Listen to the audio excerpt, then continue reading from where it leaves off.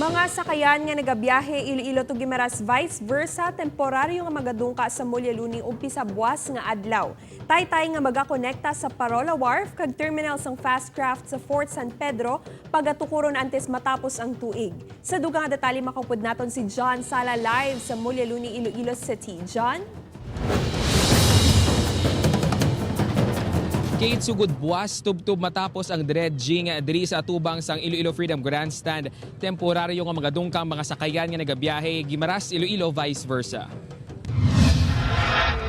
Masaming nga hool sa mga pasaherong nagatabok sa Guimaras ang gulpi nga pagkansela sang biyahe sa masakayan kung maglain ng tiyempo. Bangon sini nagadugo ka mga pasahero sa terminal sang fast craft sa Philippine Ports Authority sa Fort San Pedro. Gani gin pa kamaayos ang PPA nga magpatukod sang taytay nga nagakonekta sa duwa ka terminal agud mas mapahapos ang pagsaylo sa mga pasahero. Medyo pag nag-cancel ng yung bangka, ang layo ng pinupunta ng mga pasahero doon sa Fort San Pedro. Pangalawa, medyo congested na doon dahil may mga biyahe rin doon na may mga pasahero, yung biyahe ng Cagayan de Oro, Cebu, Manila. Kaya naisipan namin, napag-agrihan namin na maglagay na ng bridge para lang sa tao. Positibo naman ang pagbaton sa ini nga plano sang pila ka mga pasahero.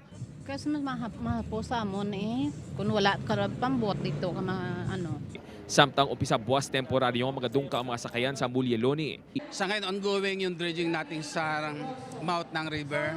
Ang napag-usapan isa sa Thursday, lilipat na sila dito sa harap ng Bureau of Customs para mabigyan natin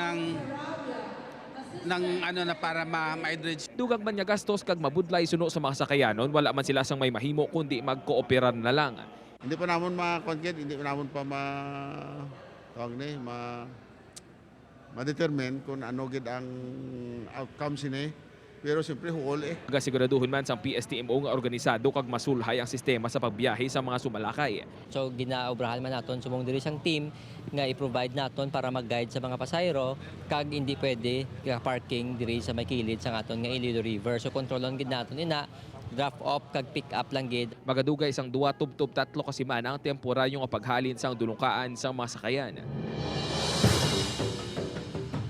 Apisar Kate nga naglain ang dulungkaan na nagapabilin sa gihapon nga 20 pesos ang plete sang mga sakayan kag padayon ang pagpatuman sa mga pagsulundan nga ginapatuman sang marina na tuhoy sa pagbiyahe sa mga sakayan. Kate.